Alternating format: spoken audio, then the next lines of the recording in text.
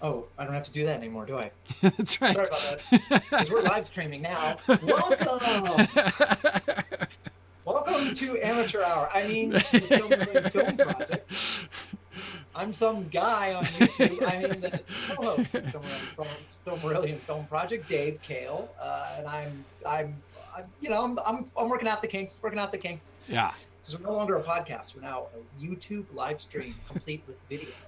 And podcast and all kinds of delivery That's right. That's mechanisms. true. Yeah. Yes, that's true. We Yeah, don't we're discriminate. a multimedia, multimodal experience coming at you. Absolutely. It is true. It's like the number of ways that you can log in and participate live is kind of nuts. Yes, It's it quite is. the Frankenstein operation that you've got going on. It kind of is. It kind of is. And I try to keep track of all the things at once, though I sometimes lose track of it. But though, Dave, I have to say, you do an excellent job of not only, participating in the discussion, but also responding to people's comments on YouTube and live tweeting at the same time. So you're participating fairly heavily in the multimodal experience of the Film broadcast, I have to say. That reminds me, I haven't navigated over to the YouTube channel. I got to do that. You want to miss out on that comment.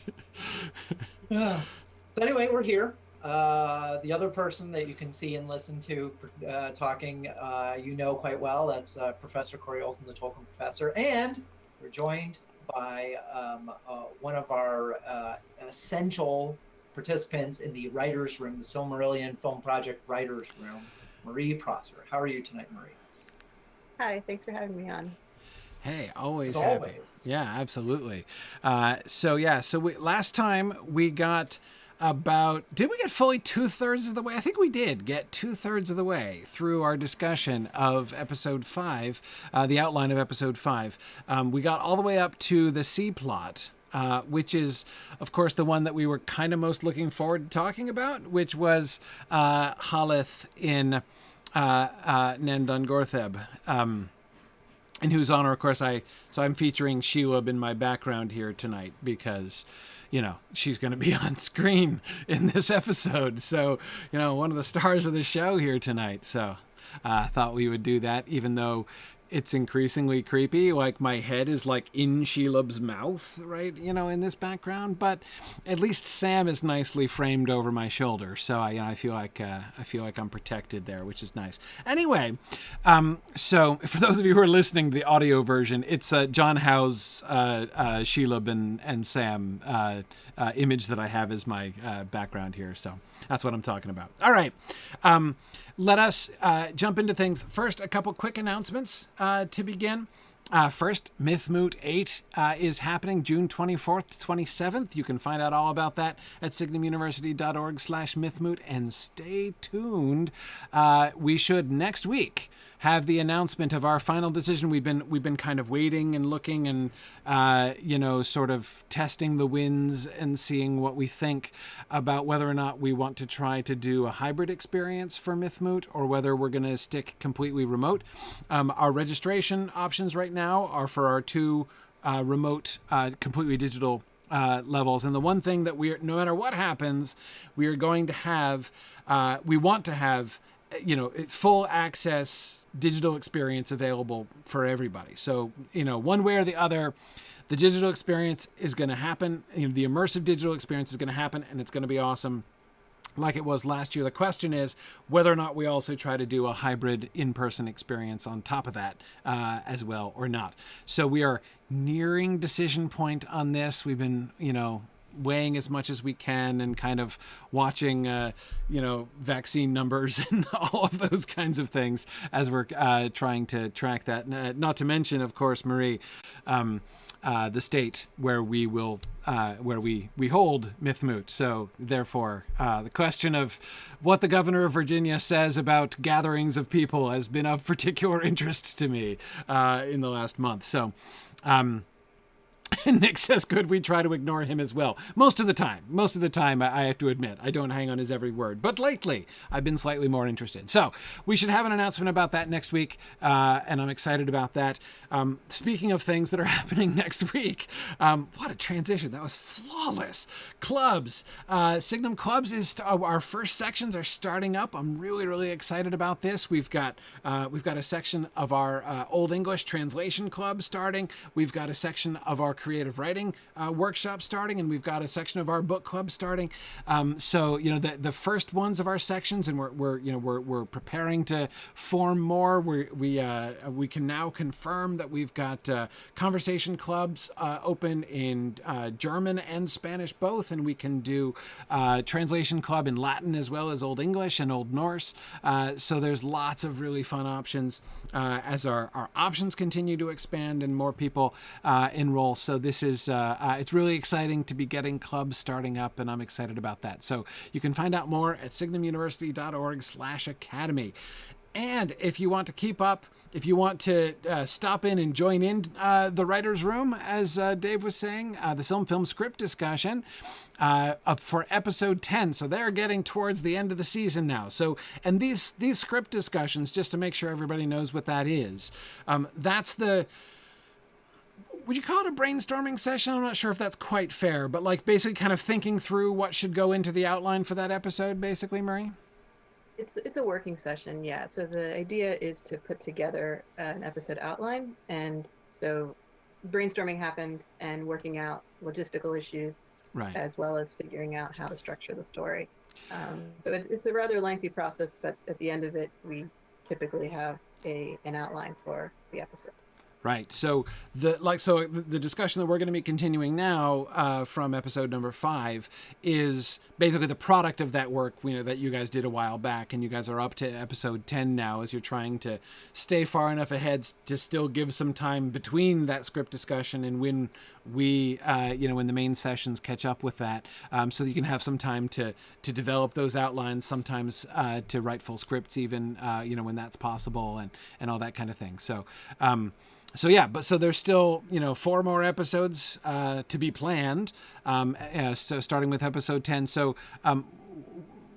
which one is episode 10? That must be up in Ladros now. Right. So that's the one that focuses on the death of Eredhel for the Gondolin storyline. And then we do have a second storyline with men, which will take place in Dorloman. In Dorloman. Okay, right. Mm-hmm. We need to get Fingolfin in there because we're getting towards the end of his storyline. Right, so right. So he features as the B plot of episode 10.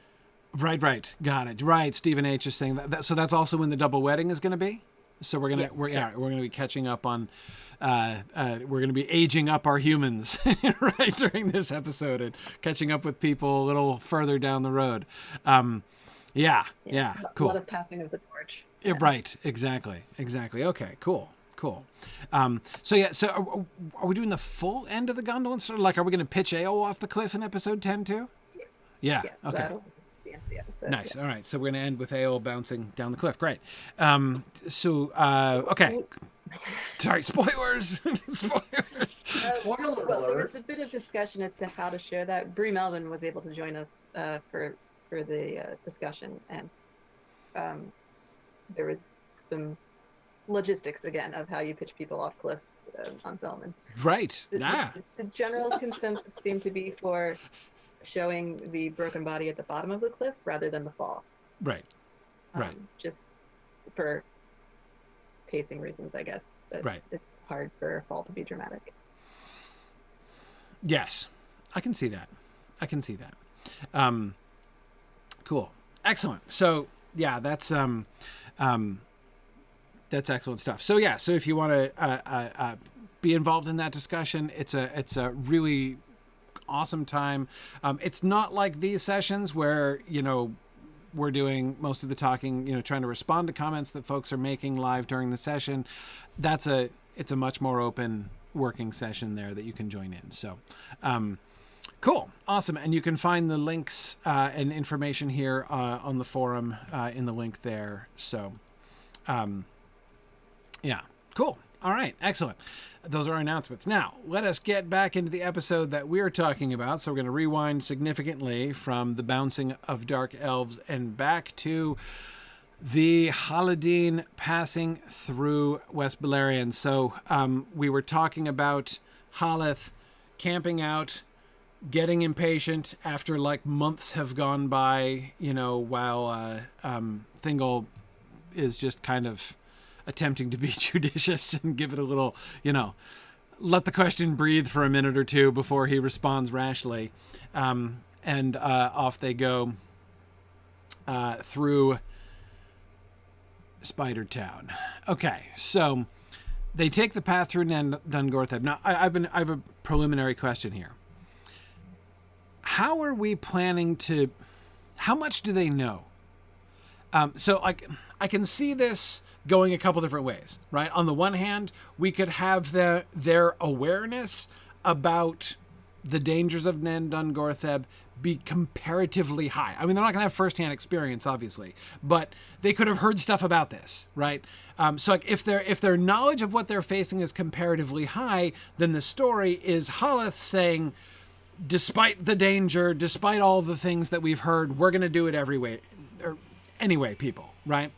And that would give one dynamic to the story. If their information is relatively low, right, so that they really don't know what to expect until they get there, right? And then they're like, gosh, this is unexpectedly creepy. Like, maybe we should turn around. Nah, I'm sure it'll be fine, right? And then the giant spiders start descending on them. And yet they still persevere.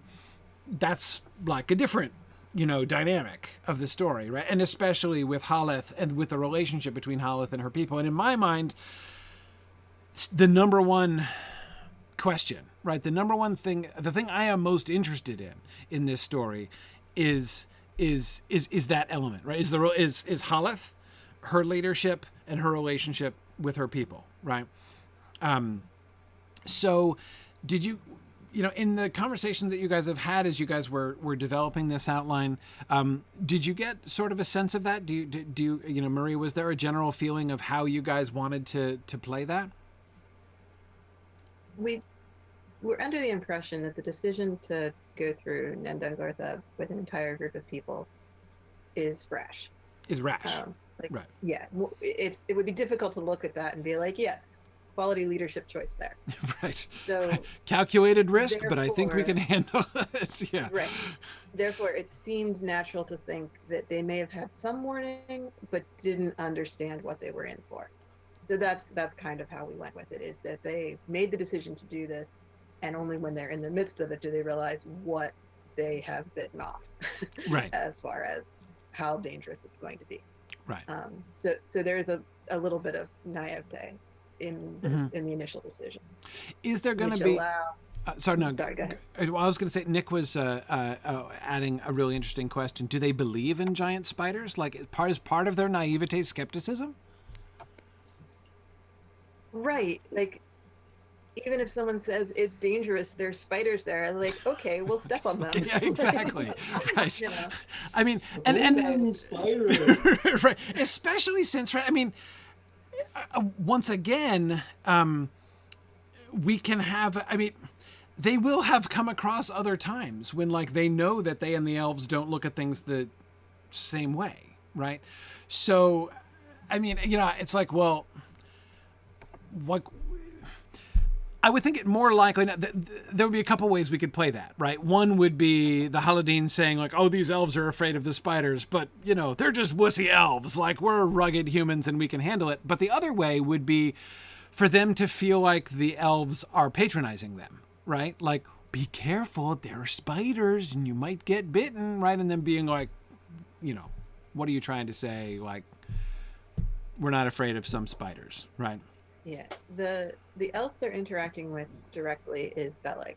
Right. And so presumably they have some background knowledge that there is a danger in going forward. Right.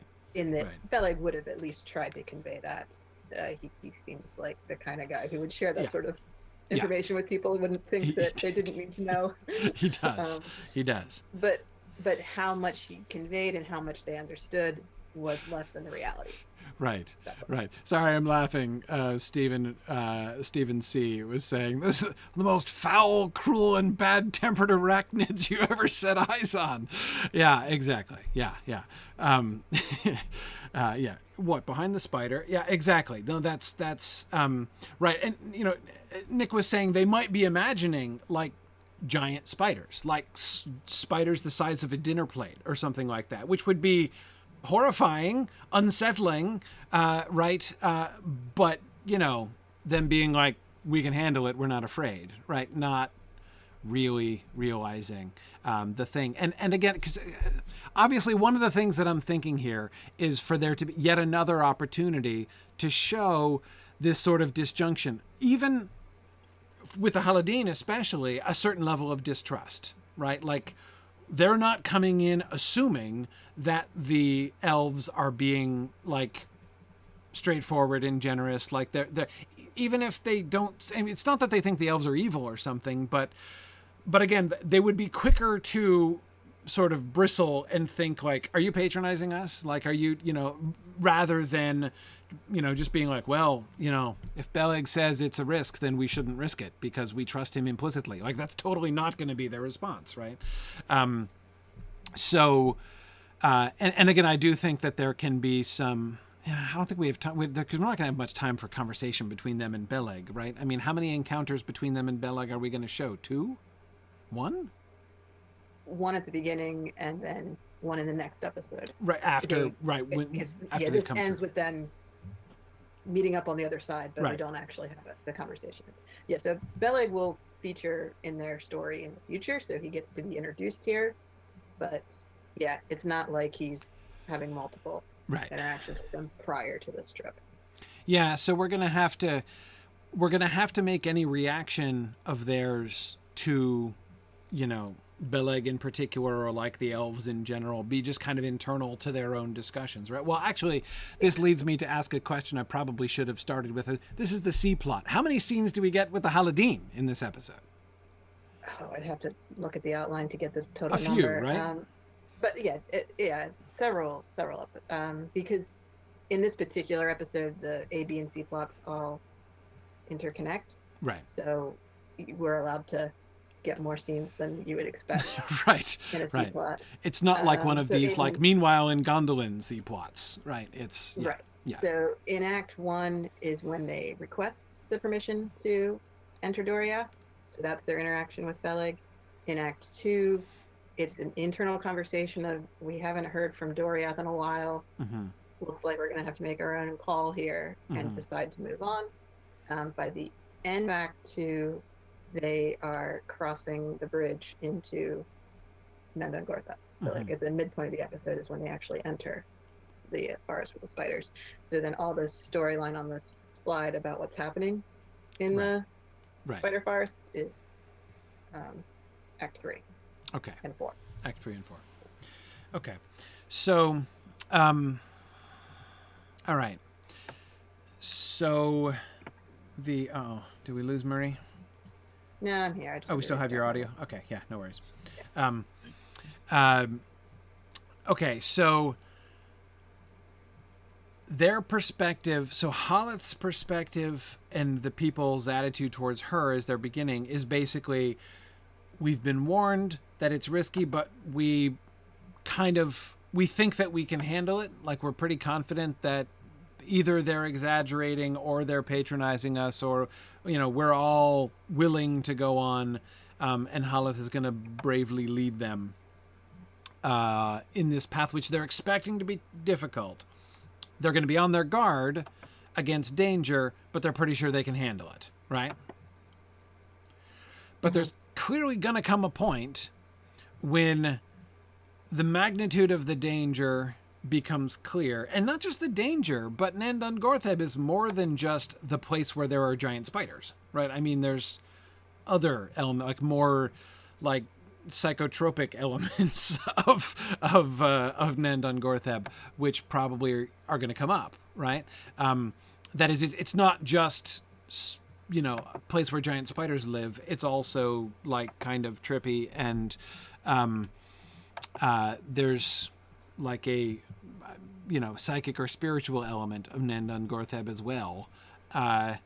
So at some point, sooner or later, I'm thinking likely sooner, they're going to reach a point where everyone says, okay, this actually might even be worse than we were warned, right? Not only is it not better as we thought, it's actually worse. People have got to be saying, this was a bad idea. Let's turn around and run away as fast as we can right now and go back to where we were, because at least we weren't getting ate by giant spiders at that point. And Haleth is going to have to, so like the point will have to come where Haleth is going to hold them to the road by the force of her will. How are we going to manage that? Let me ask a broader question. What do we want for Haleth's character? Like, how do we want Haleth to come across as she's doing that? Because this is something we'd have to handle really carefully, right? Yes, because this is the part of her leadership that is the ugly side. Right. Because being able to hold her people to the force of her will is an interesting trait. What she's doing with it now is deadly.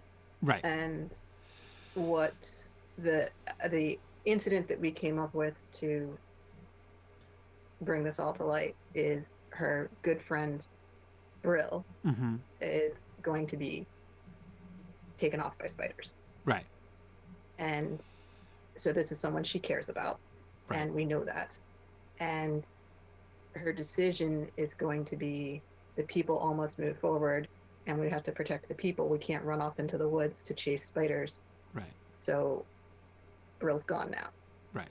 And someone has to disagree with that. Someone has to be like, no, that's not the right decision here. And we decided that Brill's father, who had been a character in the Stockade battle, would be the perfect person to be like, no, I'm going to go save my daughter. I'm not going to take this decision of if you fall behind, you're left behind.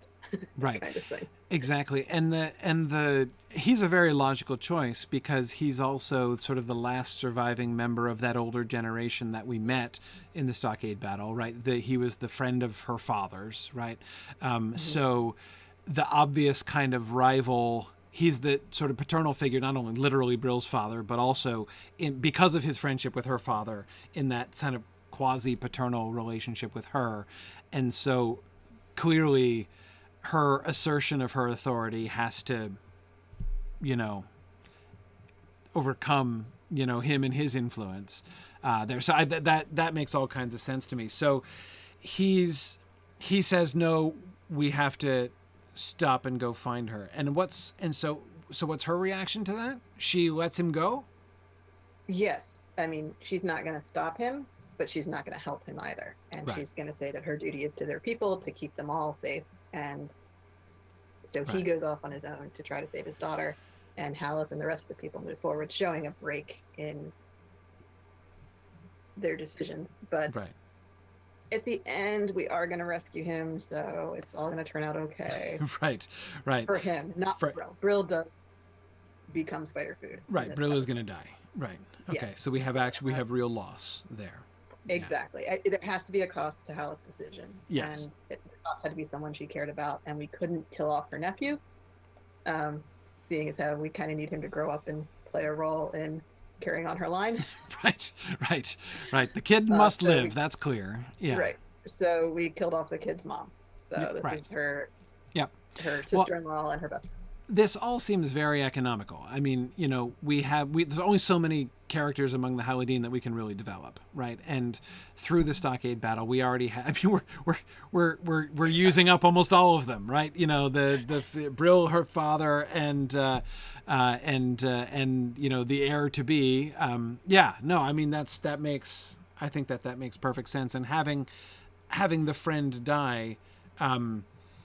That's even if it were the father who died, then that would, I think, create a kind of an uglier dynamic, right? Like, I'm breaking free from the older generation. Like, we don't care if we're like, sort of symbolically that could feel a little uglier, right? Whereas this makes the loss a little bit more personal, a little bit more relevant to her, right?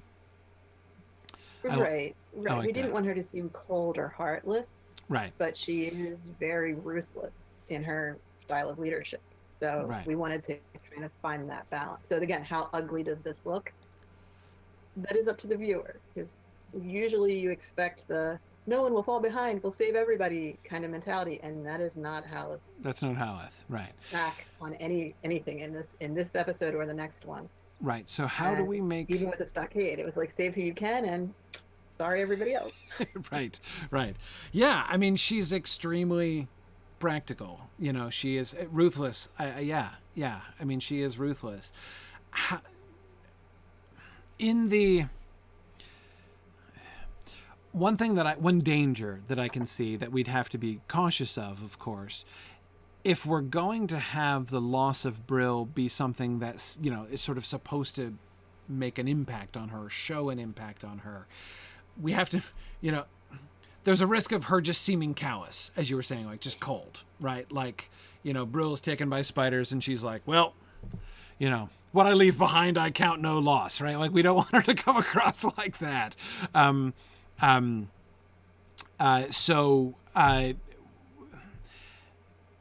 It needs to be clear that she does care about Brill, but that she's making a decision.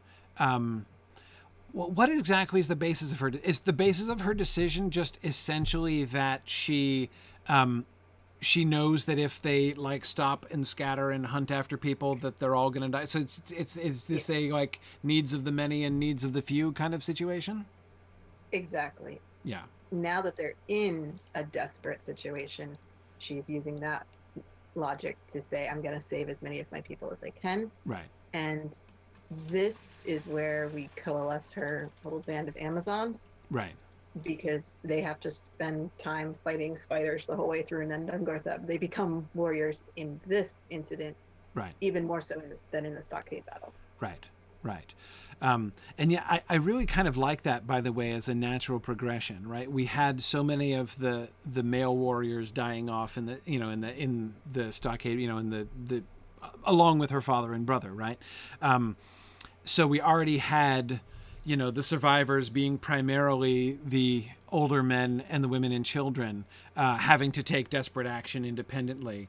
But it was still mostly just survival action, right? Like, how to survive, and find food and hold out and defend the walls and try to escape, right? Whereas now they're taking sort of another step, right? To become, as you say, to not just be independent survivors, but to become warriors. And I think that I like how that kind of maps onto Haleth herself as well, like them as a kind of a slightly externalized expression of her own character development, if you see what I mean. Yes. Yeah.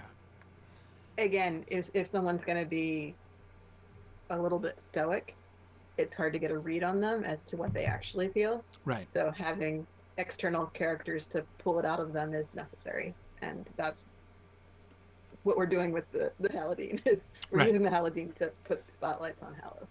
Right, absolutely. And I agree with Rebel Reformer on Twitch that her decision is less, I'm so stubborn, we're going to go on even though it looks like a really bad idea, and more, there's no going back from here. I mean, she should be not just making bad decisions, but she's going to ruthlessly approach the situation and so once things get really bad, it's too late, right? She know, like, if they turn around and try to run away, the spiders are going to pursue them, and they would be better off, staying together and continuing to move forward.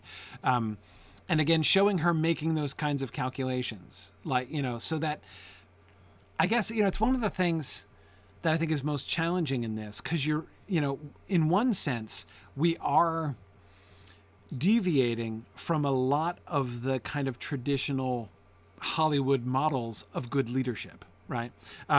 Nick in the comments was just contrasting Haleth with Captain America, right? Which I agree. That's a really interesting point of contrast. Haleth is not Captain America.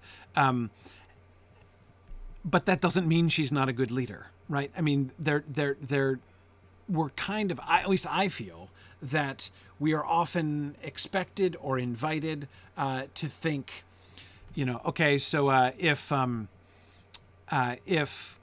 somebody who's a good leader is like somebody who's going to leave no one behind and is going to, whereas someone who acts as ruthlessly and in some ways almost apparently heartlessly as we might have to depict Haleth acting, usually that's not something we get behind. That's not something we're usually asked to sort of, endorse. But that seems to me the really big challenge, to sort of show, like, under these circumstances, yes, her choices were costly. Yes, she has to make brutal decisions, but we can show, like, under the circumstances, there's nothing else that she can do. And if she did do what Brill's dad wanted to do, the rest of them would have been killed. And she really is doing what's best for the people and being motivated by thinking about what's best for the people, and being willing to make these kinds of hard decisions. But yeah, boy, it's going to be a really, really tricky balance. Right. Yeah. I think it will be easy for people to dislike Haleth in this scenario. It will be. And I mean, we were trying to create ways where she'd still be sympathetic. People would see what she's trying to accomplish. Mm-hmm. And like, we can show her nephew is in the 5 to 10-year-old range for this. So he's young. So there are young children with them. And the whole, we've got to save the people is like, there will be people there to show that side of the story. Yes. But leaving her best friend for dead is not something that an audience is going to forgive her. Right. And we should show that she doesn't really forgive herself either. Mm-hmm. She just feels she has no choice. Right. And that that there's like multiple kinds of toughness that I associate with Haleth, and some of it kind of unrelenting. I mean, this element, this moment, there are times, when I read the very brief account of this in the Silmarillion, where I have this image of Haleth almost driving her people through Nandungortheb, the way that Tolkien emphasizes, like, the strength of her will that compels them to keep going when they would not otherwise do so.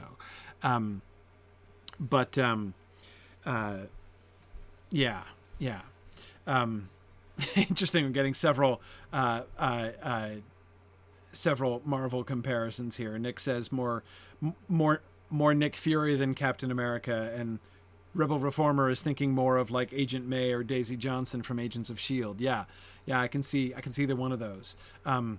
Actually, Agent May is a really interesting parallel, because it would be easy, I think, for many people to dislike her, I think, in some ways, but she's certainly a character that grows on you. But yeah. And Stephen, I agree. Stephen Covers says it's easy to be a good leader when there are clear good and bad choices. It's much tougher when there are no good options. Absolutely.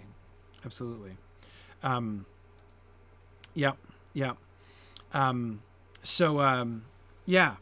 No, I think this is a really fascinating incident. And how do we want to show? She's obviously going to be deeply affected by it. I mean, the people are going to be deeply affected, and she's going to be deeply affected. What do we want to show for the before and after of the Nandungortheb experience with her and with the people as a whole? Yeah, certainly the people who come out the west side of the forest are battered, shell-shocked, just have gone through a traumatic ordeal. Mm-hmm.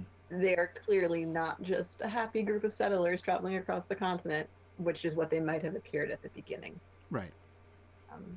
So it's going to be clear that they're a little hollowed out by what they've gone through. Right. But they're a very cohesive group at the end of that.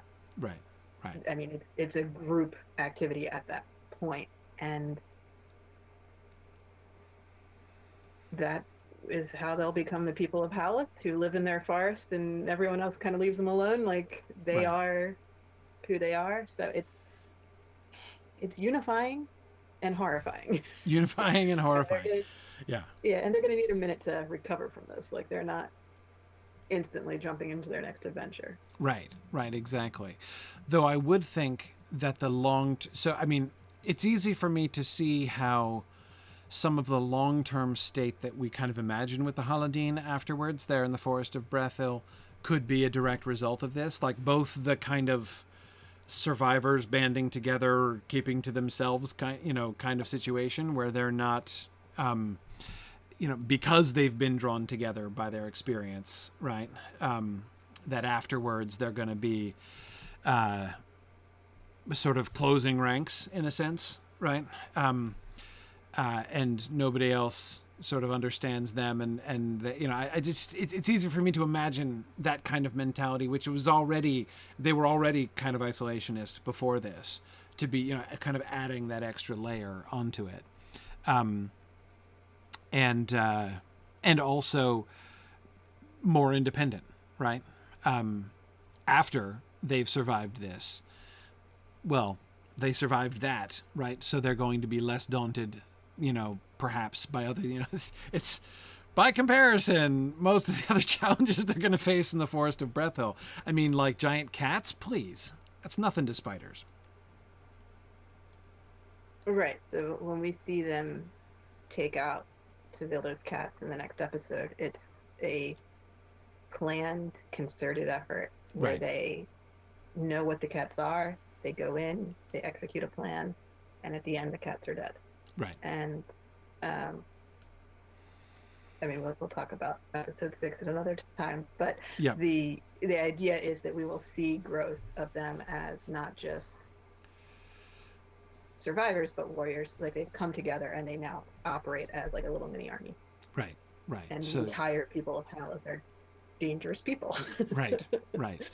So that, hopefully that can certainly help to sort of show, at least in retro, or especially perhaps in retrospect, that this has been that kind of a really formative experience for them, right? That, that this has been a real crucible that they've gone through.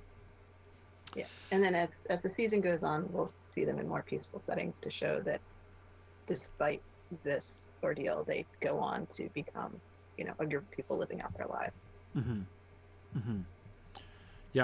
Yep. How about Haleth's character before and after? Like, we will see her, I would think, harder afterwards, right? I mean, someone who has had to make the hard decisions and who is, emotionally prepared to do so again if she has to. I would think that would almost inescapably have to be a consequence of this, wouldn't it? Yeah. Her plan to take out the cat does not mean that all of her people will survive that encounter. Right. And she's fine with that. Yeah. Right. Yes. But I would also think, again, like the people as a whole are sort of strengthened by it, she would be also more confident, right? Nandun Gortheb was way more than they expected, but they did it, right? And, compared to that, she's confident to overcome any obstacle that they would face. I mean, it really, I can't wait for the encounter with Thingol after this, right? I mean, I can't wait, because, like, I don't know, like, will Thingol have ever met someone who is more personally ready to just throw down with him if, like, he tries to get in her face? Like, it's that she's not going to, she is not going to be intimidated. No, and this will be the first time that Thingol sees a human being in person. Like, the first human being he meets is will Haleth. be Haleth. That's on fantastic. the other side of Nandun Gortheb, looking like she's ready to just, kill some more spiders if she has Right, going with, like, the, the ichor, blood of spiders all over her. Yeah, absolutely. That's awesome. That is fantastic. Yeah. So yeah, if Beleg weren't around, that encounter would not go very well. But Yeah. Beleg is around, and he he knows Thingol. Yeah. And he understands Haleth well enough to know what needs to happen there. So yes, Beleg makes it all better. Right. Yes. But yeah, exactly. Haleth's track record is she has met Caranthir and now Thingol. So there's these very tall, very proud elven lords, and she just has no time of day for them. Yeah. And she was, of course, like, I mean, the comparison, because it's actually a really fascinating comparison, isn't it? I mean, Caranthir comes in and basically rescues them when they were about to finally be slaughtered, right? I mean, they were about to lose ultimately, and then Caranthir comes in and rescues them. And so, she's in this kind of compromised, her people are in this kind of compromised position. What she has to be aware from the outside looks like a position of weakness compared to the high and especially both physically high and very mighty elf lord, right, who comes in and rescues them. But with Thingol, there's a parallel there, right? I mean, her people are also in a very low place. I mean, they're limping out of the Nan Dungortheb, and they're wounded, and they've lost people, and they're in shock. And so once again, they're in a sort of a weakened place, but the dynamics are completely different, right? And it's just, I think it's a really, it's another really neat opportunity. The parallel between those encounters. I mean, it's not an exact parallel, but there's enough of a parallel in those two encounters to really give a fun opportunity, I think, to show the difference in Haleth and the people. Exactly. She continues to grow through her story, and she's not the same person as she was at the beginning. Yeah. I'm just loving the idea of Haleth forming the baseline of Thingol's impression of humans. There are so many wonderful things about that, right? I mean, on the one hand, she is such a remarkable baseline to have, but the fact that we know he is meeting someone who is like extraordinary, right? An absolutely extraordinary person, which he's taking as his baseline, which is, there's already some really cool kind of dramatic irony in that. But the way in which the potential that has to like confirm his suspicions, right, about humans, and it's not in ways that are even like they're not bringing evil, right? They're not the humans, at least at this, are not really a danger to the elves and stuff. But boy, if you are Thingol and are inclined to be suspicious and kind of maybe think that you've had a revelatory dream that tells you that the humans are bringing danger and destruction into Beleriand, and then you meet, Haleth, warrior queen, stalking out of Nan Dungortheb, covered in the blood of giant spiders. Like, okay, yeah, I can see how perhaps your concerns might be amplified. Right. So that was the deal where Galadriel was trying to convince him that he doesn't understand humans. Right. And that, Finrod, talk to Finrod. Finrod knows all about humans. Haleth is not the people of Beor living in Nargothrond. No. Yeah. Oh man, the disjunction between like the nice, kind, friendly, domestic humans who live in Nargothrond, there's no greater contrast between that, and not only Haleth, but Haleth at the moment that he encounters her. That is just I just love that. That is just so spectacular. So much wonderful potential. Once we thought of the opportunity of having them meet in person, we knew we had to do it. Oh yeah, no, I love it. I love it because we were originally talking about, so Beleg will be the in between, and he'll take messages from Thingol to Haleth, and from Haleth back to Thingol, and we do have some of that happening. Right. But if we can put them in the same space. Yeah. No, exactly. And again, if the point of this episode is Thingol thinking about humans, having him meet one just seemed the right way to end the story. Mm-hmm. Just the one that we picked for him to meet was, it's priceless. It's just priceless. Yeah. I'm trying to imagine like the looks that Thingol would be giving to Finrod, you know, when Finrod is going on about like, oh, let me tell you about the humans that I know, and like, oh, these guys are great, and like Thingol just looking at him like, are you kidding me? Like, okay, all right. Yeah, very different experiences. Finrod likes everybody. Finrod makes friends with everyone, so it's very possible that people would look at that and be like, Finrod just is, you know, being nice. He's giving people the benefit of the doubt. Right. Sure. Or even being naive. I mean, you know, Thingol. Right. But I mean, you know, Thingol obviously respects Finrod, so he's not just going to be, you know, laughing up his sleeve behind Finrod's back or something. But yeah, I mean, it'd be like, well, you know, Finrod is a kind and generous soul, you know, and you know, he's obviously willing to overlook a lot, you know, but honestly, yeah, that's really cool. Okay, so last Nan Dungortheb question: how do we handle the like ambiance of Nan Dungortheb? How do we want to? What? Okay, here's the way I want to ask that. What percentage of the danger and trouble of Nan Dungortheb is directly giant spider related? Are we going to try to do anything other than that, or just make it a place that's super I mean, like, you know, Shelob and her siblings living there is plenty to make it really dangerous, right? I mean, like, multiple Shelobs will do that. But are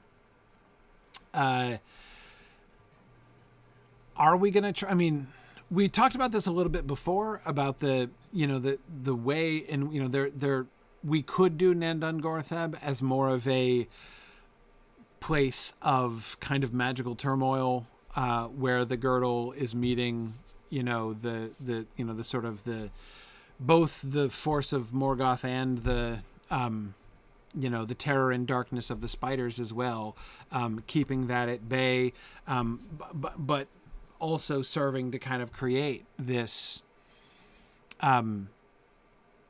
horrifying and possibly psychotropic area where people tend to not only get eaten by giant spiders, but also like go insane. So do we want to do anything of that kind? Yeah, Stephen H. said we got Sauron and Melion's magic colliding. Right, exactly. This would be the sort of frontier there. Yes. I mean, I think we need some element of that, because the whole point of Beren getting through is that he gets through the magic of the girdle, right? And also, obviously, survives Nan Dungortheb. So it shouldn't simply be giant spiders, creepy dark forest. Like, there should be some element of that. We focused on the spiders as the main threat, but there's certainly no reason that people can't be having some either hallucination type incidents or being too fearful to go forward or that kind of thing. Yeah. I mean, we can certainly include that. I think that would enhance the experience a little bit. We didn't get a chance to show that with Harad, though, crossing Nan Dungortheb. Right. Presumably because she is able to cross through that sort of thing a little easier. But an entire group of people, you'd have more individuals to have different unique reactions. Yeah. So. Yeah. Hey, Stephen, I think that's a really great suggestion. Why don't we just primarily make the depiction of the like atmosphere? Let's just leave that up to Philip with the score, right? I mean, like, he can just pretty much take care of that himself, right? That seems fair. Yeah. Certainly, the score would be necessary to convey the correct ambiance of the forest. However, you don't usually leave it up to the score alone. You also do some set dressing to make it look like a creepy forest and give the actors some particular incidents to work through that allows it to come through. So I don't think we need to put it 100% on. Not 100%. Yes. Maybe that's an exaggeration. But yes, it would be great if we could have a score that was creepy Nan Dungortheb. So here's my my thought about that, because we're gonna need, if we have we're gonna need a theme for Nanda and Gortheb, right? We're gonna need the creepy, evil valley forest place theme, and if that's a theme, we're gonna have plenty of play for that, right? It could be incorporated into the Tolling Gaurahoth theme, right? Into Sauron's theme. It could be incorporated into the Tower Nufuin. We're gonna get Tower, so Turin in Tower Nufuin is we're gonna have some similar elements there. We of course can continue to utilize that, like in Mirkwood, right, and around Dol Guldur especially. We could even have memories of it shifted, I think, certainly like shifted and made more militaristic perhaps in Mordor itself. So like the theme that is being developed, the musical theme that I'm thinking of, I say that as if I'm thinking of one. The musical theme that Philip will be thinking of here is something that, again, ultimately I think we can be using in landscapes in Mordor down the road. So yeah. Lots of this is potentially a really important kind of theme, right? Because it's not just the spiders, right? As you're saying, exactly. It's the influence of Morgoth on the area there, or Sauron, really, but still. Right, exactly. Which is going to be intensified when Sauron really moves into the place, into Tower Nufuin and stuff, and Tollan Gaurahoth as well, Yeah, absolutely. Okay. So, but we don't have to, I know we're not going to have that much time, so we're not going to really be able to develop. Okay, but actually here's another side point. Sort of side point, but related. The spiders. So, one of my least favorite things about the depiction of Shelob in the movies, in the Jackson movies, and I don't just mean like the body of the spider itself that they showed, which I was fine with. I thought that was good. But I'm thinking Shelob's lair in particular. I disliked the fact, and this is really hard though. I have a lot of sympathy. I'm not just trying to throw shade here. It was like giant cobwebs, right? Just giant cobwebs. As if the thing that made Shelob scary was the fact that she was merely a spider of monstrous size. Now, a spider of monstrous size is very scary. Like, I'm not, like that is in many cases sufficient.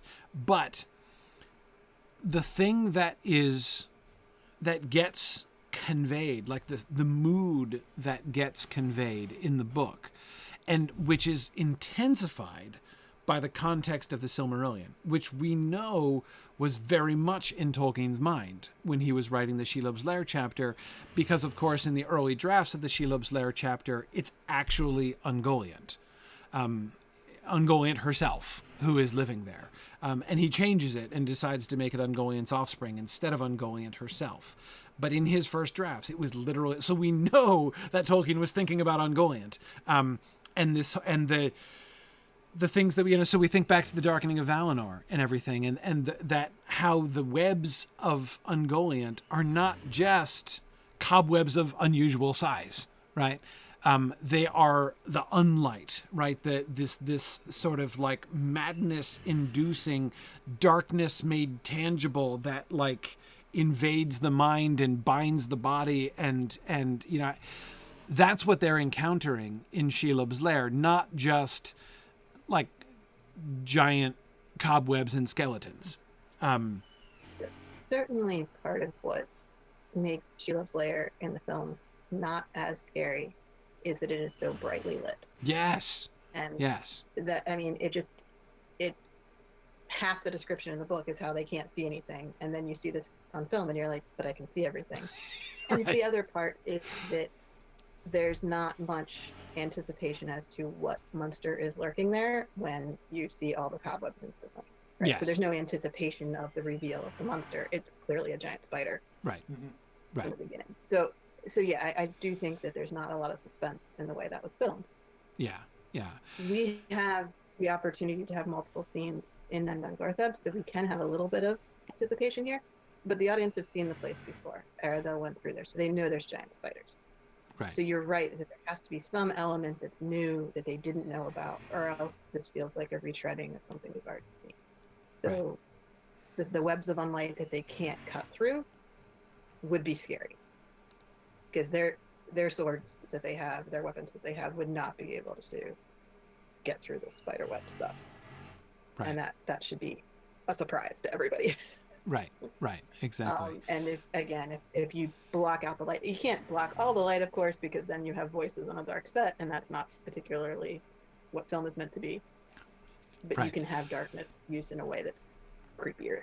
Yeah, obviously, darkness is challenging on film. I mean, like, having the entire Shelob's Lair sequence happen in the pitch darkness would not be great viewing, right? I mean, that's depicting darkness, prolonged scenes that happen in darkness on screen is challenging. It's not impossible, but it's challenging. Nick, I'd never heard that quote. Nick said Sean Astin on the set asked where the light was coming from in Shelob's Lair, and the director of photography replied, "The same place as the music." Which is a fun answer, but again, it's. I mean, I kind of have to side with Sean Astin there. Good. Now, Stephen H. and Nick were both asking the question: what weapons do the Holodeen have? So, obviously, they're a pre-steel culture. So any steel that they have, they've obtained through trade with either elves or dwarves before they came into Beleriand, for the most part. So they don't have a lot of metal weapons. We saw a little cache stockpiled during the Stockade battle, so we've seen that they do have some swords. Right. Haleth has her spear, which she got from her dad. But it's a lot of bows and arrows. Hatchets, there's not a lot of military stuff. Right. They could have gotten some gear from Caranthir. He was trying to be helpful and nice a little bit, so he might have given them some gifts that they didn't tear down. Right. They could have traded while they were camping next to Doria. We know the dwarves come through there to trade, and there's other people there. So they have some weapons, but not a lot. And what they do have probably does not do any good against spider webs, although presumably it has to be enough to damage the spiders themselves, or else they're in trouble. Yeah, exactly. It's not going to go well. And I would think, by the way, this is a really wonderful opportunity. I know this is one of Stephen C's long-term issues with fantasy TV. That is the wild and persistent preference of swords to spears as primary weapons in fantasy film and television. And I would think, Stephen, this is a wonderful spear opportunity, right? Because when you're fighting giant spiders, you want a spear. As Sam demonstrates, a sword can be useful, but only at very uncomfortably short range when you're going up against a giant spider. Sam attacking Shelob from the shortest range you possibly can, right up underneath her legs to attack her eyes and then underneath her belly. So, and that's not a winning strategy, when they're trying to fight off the giant spiders. So, spears. And so even like wooden spears, like without spearheads, just like long sharpened sticks, I think many of them would have to be probably fighting with those.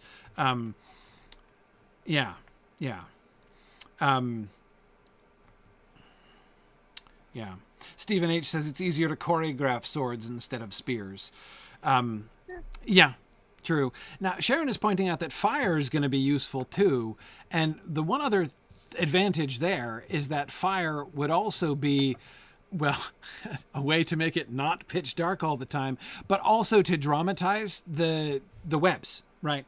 Like the if you have, everybody carrying torches, so you have a well lit, fire lit area, and then just like darkness invades, or like a section of the area is now covered in darkness. And you can, we come closer and we see that darkness is actually web, right?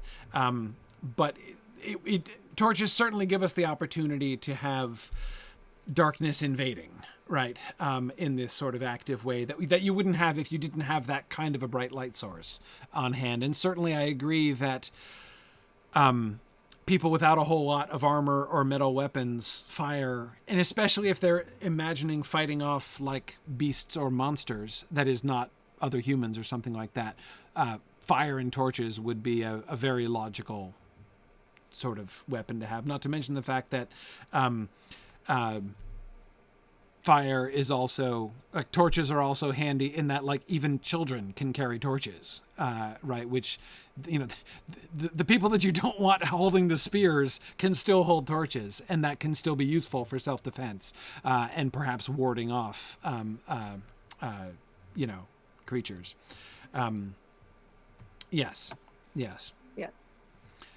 That makes a lot of sense. Okay, so if we focus on, so we can do a little bit to suggest that there's, and so what got me onto the shadow thing was thinking about the kind of more like creepy, more kind of psychological or even spiritual struggle of going through Dungortheb, giant spiders aside. But I think that the darkness and the webs of the spiders create a kind of like, I don't know, middle term between like the ambiance on the one hand, the vague ambiance on the one hand, and the specific monsters attacking you on the other hand, right? That with the webs, we can have, the problem with it just being generally creepy is that we can't, there's nothing to depict of like what the danger is, what is causing it, right? And my fear is that if we make them like looking around and being scared, it looks like it's just anticipation, like we're building up to something, or like, there's something out there that they can't see, and then the reveal is like, oh, well, that's what it was really all about in the first place. It's gonna be hard. Do you see what I mean by that? Like as if their creepy feelings are merely our trying to convey to the audience their increasing trepidation that is going to be fulfilled by the spider attack, right? Instead of saying like, well, there's two things. On the one hand, there's spiders. On the other hand, there's also this like free floating, magical turbulence that is freaking them out, and would be doing so even if there were no spiders around. That distinction is going to be really hard to draw. So if we have the webs, it's still going to be all associated with the spiders, and I don't think we have to resist that all the way, but at least we can use the webs perhaps as a mechanism to try to help to convey there's more to fear in Dungortheb than just getting eaten by spiders. It's not just a physical peril that they are in. Can we have somebody go crazy? I mean, can somebody lose their mind and I mean, like, just to show like this is not just somebody freaking out and charging to their deaths or something like that, but I mean, can we show people who are like broken in mind and spirit even if they survive? I don't know. I think there'll be an opportunity for that. The final scene in Dungortheb, the way they handle it is Haleth takes her band of Amazons and goes and attacks a spider nest with the idea that will draw the spiders to the nest to defend it. Right. And will allow the people who are left to exit the forest. So they're creating the opportunity for the people to escape by drawing off the spiders. And therefore, the group of people who are being not part of the attack are the non-warriors in the group.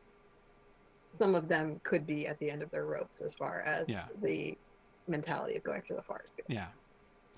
By the way, I just thought of something that makes me absolutely love this plot line. We need to have Haleth say not exactly the same words, but something along the lines of, I will do the stinging, right? This is exactly what Bilbo does with the dwarves in The Hobbit, right? Kind of, I'm going to come in and I'm going to attack the spiders and make them all run over here while you guys escape, right? It's exactly the same tactics. That's awesome, right? Like to show, I mean, that's like the perfect kind of Tolkienian pattern, right? Were you thinking about that? You were totally thinking about that, weren't you? I wasn't. I can't speak for everyone in the Well, group, like, because I mean, we were definitely making spider parallels throughout, so I don't recall who exactly thought of that diversionary tactic in but our it's discussion. but it's perfect. It's perfect. I mean, it's exactly the same kind of, like, the thing that Tolkien always does in the Silmarillion, right? To have, like, the big version of it, like the same scene, which is going to get echoed later on, but like on a smaller scale, right? You know, just like Sam rescuing Frodo is like Fingon rescuing Maedhros, but, you know, in smaller scale. You know, Frodo having the ring bitten off and losing a finger is like Beren losing his hand, but, you know, in smaller scale. This is exactly like Bilbo rescuing the dwarves from the spiders in Mirkwood, but on a bigger scale, right? And that's awesome. I mean, that's brilliant. It's perfect. There's nothing not to love about that. So yeah. And even the way in which it established, I mean, even thinking about the parallels between what these moments mean for Haleth's character and her character development, right? Like with Bilbo, this is a turning point in her career, right? This is that moment when Bilbo wakes up and kills the spider and then goes and rescues the dwarves is a massively important point in Bilbo's own character development. It's obviously it's not the same, you know, for Haleth, mostly because she was never Bilbo to begin with. But anyway, I mean that very significant kind of growing up moment, growing up in a different way and under different circumstances. But anyway, no, there's just nothing not to love about the parallel. It's spectacular. Is she also going to sing while doing it? You know. It's the obvious question, right? I mean, Haleth doesn't really seem, well, maybe she's the singing type. It's if she does, it'll certainly be probably a very different song. I would think it would be a different song. But, you know, all we need is... It would be closer to, and they sang as they slew, like the Rohirrim at the right. Field. It would than be. To Lazy Lob, et cetera, et cetera. Right. Yeah, Lazy Lob and Crazy Cobb, probably not, but, like, you know... Attercop. Exactly. I'm kind of thinking, like, some... You know, is there, like, we don't want to use the word Attercop because, again, it's not in Haleth's idiom, right? But, like, could we adapt it into Haleth's idiom somehow? Like, all we need is a parallel, right? Like her mocking the spiders. Possibly, you know, as you're pointing out, in the actual scene of the rescue of Brill's father, right? Where she would be seeking to draw their attention away from him, right? I mean, all we really need to cement the parallel is her throwing something at them and shouting at them defiantly and mockingly, right? That's true. Even if she's not doing it in verse, even if she's not using, you know, funny made-up words, it can be very much in Haleth's far more epic idiom than, you know, Bilbo's idiom. But, you know, I think this seems doable. This seems doable to me. Yeah. Yeah.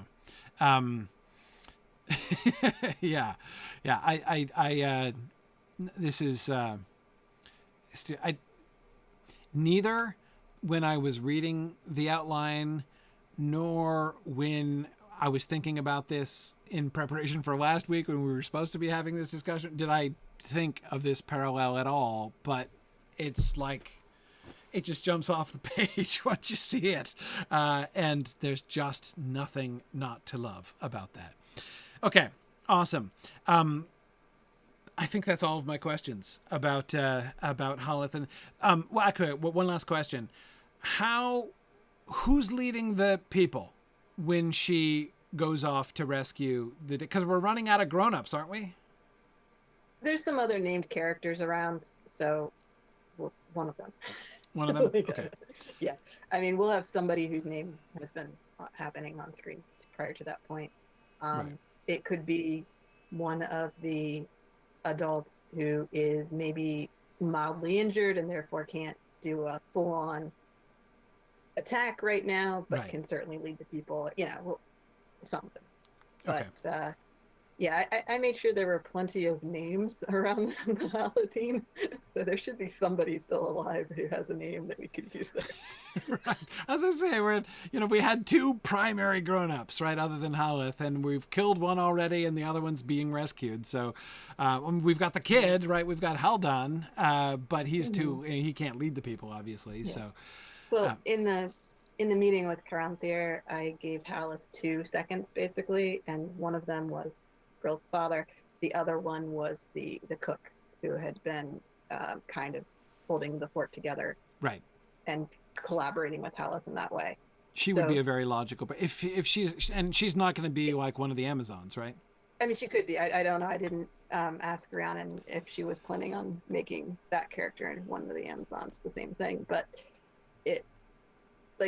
there are people like that where we can just have somebody lead the people out, right, because Haleth told them to, and then it's still Haleth's leadership. Right. Yeah, right. Stephen says, someone who grasps Haleth's plan better than the rest. Exactly. Stephen, you're thinking exactly what I'm thinking, which is we need a Balin figure. That's just what I was looking for, basically. Yes. Yeah. That's exactly it. Okay. Good. Yeah, it doesn't have to be a major role. Just one of the obvious potential flaws is if we show Haleth and all of her warriors charging off. That's a great idea, but like, what are you going to like leave everybody else to just like sit there and cower in front? Somebody has to be there to be like, okay, come on, folks. So that's. But I agree that the cook figure I think is a very logical one. I think that would work really well. So yeah, I think we have enough people. Cool. We can make it work. As long as I haven't killed them all off yet, we got to be economical with this kind of thing. There was a reason I named all these characters. That's good. I knew I was kill off a lot. Yeah, exactly. We need to have some left at the end of the day, so that's good. Awesome. Okay, with that, frame. We finally get to the frame discussion. So, Gandalf in Harad, we've talked a lot about this storyline and the scenes and everything. Sauron's the reason for the season and all that, but we're in the first 5 episodes. So this is the summary of and the frames are quite short, right? So we're not really able to develop much in the frames. 2 scenes per episode. 2 scenes per episode, right? So we have Gandalf's arrival, and our 2 scenes are him on the ship, right, at the beginning, and then his arrival. That one has 3 because it's the first one. So it's him on the ship, his arrival, seeing the bazaar in the city, and then meeting the queen. He's taken to the queen. End of the episode. Right. Okay. Yeah. So we do get to meet the location, and we get to meet the people. The 3 primary characters. All right. Yep, that makes sense. And so we're going to establish the 2 sons, like in their basic character, like so the kind of a general invitation to perceive the Boromir, Faramir parallels and things to kind of see a little bit. By episode 3, hopefully that's the vibe the audience will get. Yeah. Right. By episode 3. Episode 3 focuses on the conflict between the sons. Sure. Okay. Great. Conflict. I mean, brotherly. Right. Butting of heads. Difference of opinions and differences of views. Right. Okay. So then in episode 2.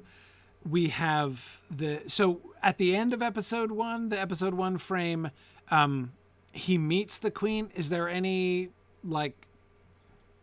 this is just like, oh, in Canos, I had no idea you were still in business kind of conversation, right?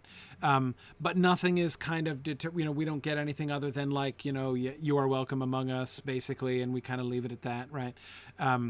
And then, so in episode 2 is when we're beginning to see what is Gandalf going to be doing down here, right? And so, exactly. And this is where a private conversation between Gandalf and the Queen, they can speak to one another. Right at the beginning to sort of show that she's interested in hiring a tutor for her sons, and then the second scene is him agreeing to that, or actually. Walking into the classroom where the sons are. Okay, so classroom. Again, I mean, they're grown. Of course, right. So beginning, like the setup for he begins his relationship with the two sons, basically. Okay. And so then episode 3 focuses on that, right? We've got Inkanu's teaching the sons lessons about leadership, which should sound vaguely familiar. And then we establish more of the characters of the sons, and that's where we really begin to see the Boromir thing come out. Oh, awesome, Nick! You guys are planning to do Tolkien's Beowulf introduction? Nice. So he's gonna walk into the room speaking when he comes in. Nice. I like it. Very cool. Which of the two sons, or both of them, give him strange and funny looks when he's doing this? Like, somebody has to think that this Inkanus fellow is fairly odd.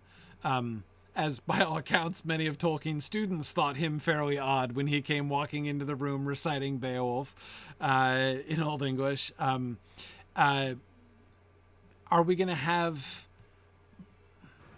What is our thought about the interaction, like, or rather the attitude towards him by the two sons? Are those going to differ? Are they both going to be kind of resistant, or both friendly, or how are we starting with that? The younger son is the more book learning guy, so at least at first he's the more Faramir character, wizard's pupil. So right. His relationship with Inkanus is friendlier and a little bit more quick to grasp the ideas that Inkanus is talking about. Right. That will change over the course of the season, but that's the initial starting point. Right. He's the one who first met Inkanus in the marketplace in episode like 1. He would be like enthusiastic, right? Right. So the audience is primed to focus on that relationship more. The older brother is just kind of there in the first episode. And by showing the difference between the brothers, the audience is invited to think that the younger brother is probably better suited for leadership than his older brother. Okay. That makes sense. So the first time we see the older brother do something that's remotely useful is in episode 4. Where he accompanies Gandalf and sees what the Cult of Sauron is up to. Okay, so now I remember that we were gonna see a street preacher in episode 1, like it's just part of the setting, correct? Right, to sort of correct. Know that that's happening. Were there between that and episode 4, is there going to be any sort of hints or glances of the Mouth of Sauron activity? No, the Mouth of Sauron doesn't arrive until episode 5. Right. So yeah, no, I just meant in general, like the kind of Sauron. Yeah, but as far as the cult, mentioned in dialogue kind of thing in passing, but not. We don't see what they're doing until episode 4. There's some animal sacrifices going on, and it's basically implied that this is secretive and illegal, and that not a thing that's supposed to be happening, so that the Cult of Sauron has escalated from what they usually do to this newer version. Right. The renewal of the Cult of Sauron, so to speak. Right. By the way, so one thing that I felt like I have to comment on, blood magic, right? The phrase blood magic, right? I love it. Here's what I love about it. What I love about it is that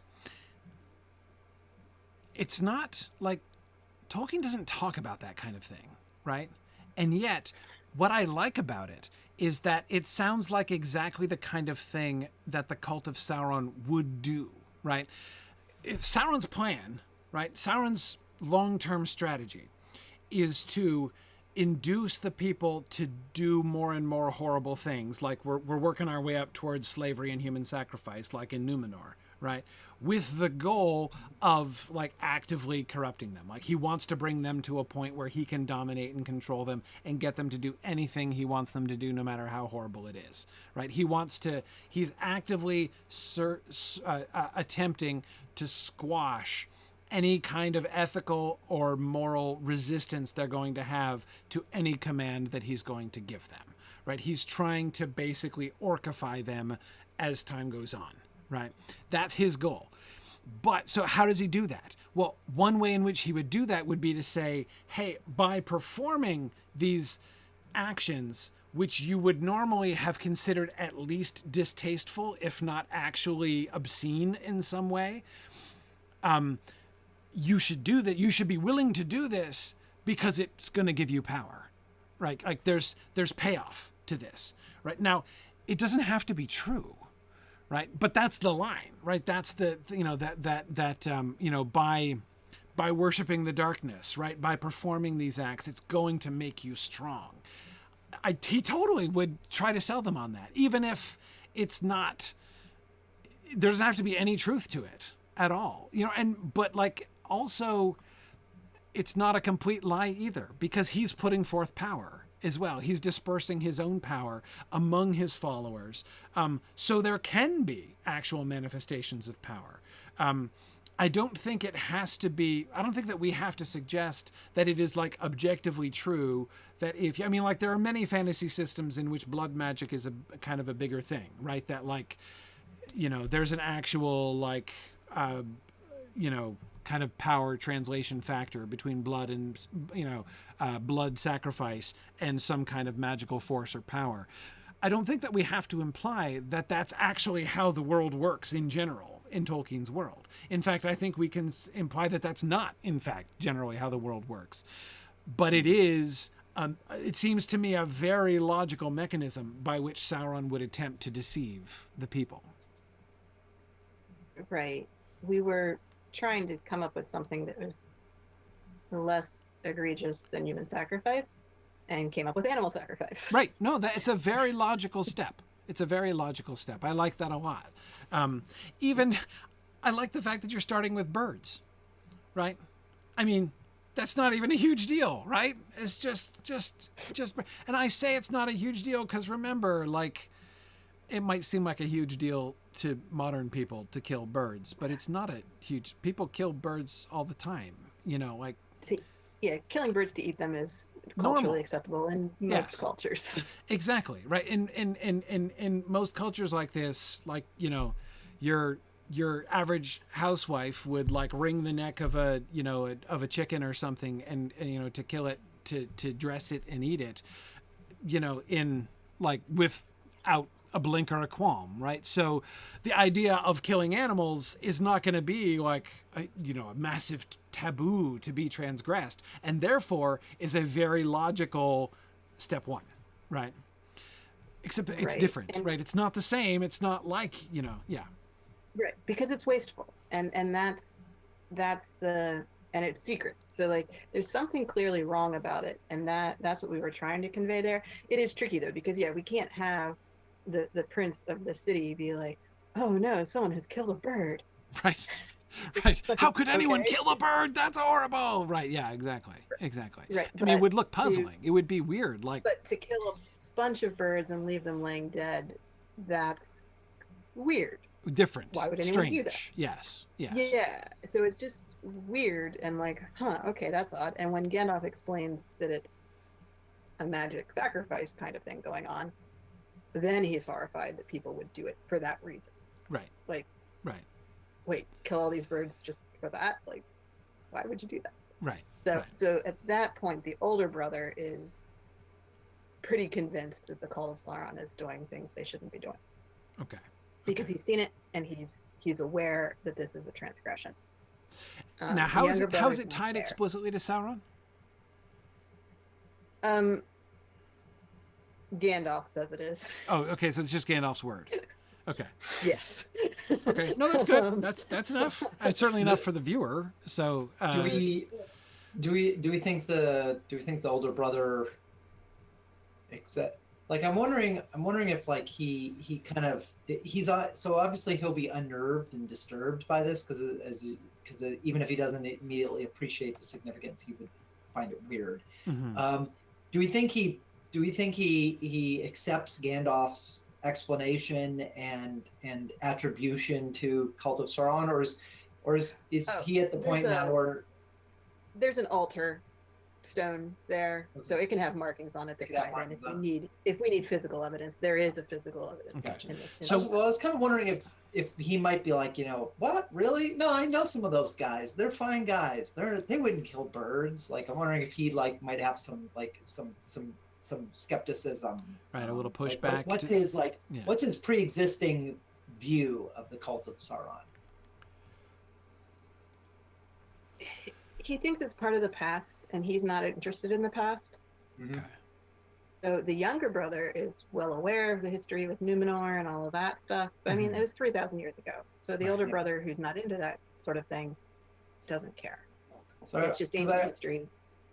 I wonder if he would be more dismissive. Like he'd think this is weird, but he wouldn't think it was like sinister or dangerous. And I wonder if he like thinks that the cult of Sauron is like the local Elks Lodge, and it's like, oh, those are friendly chaps. I get drinks with them sometimes.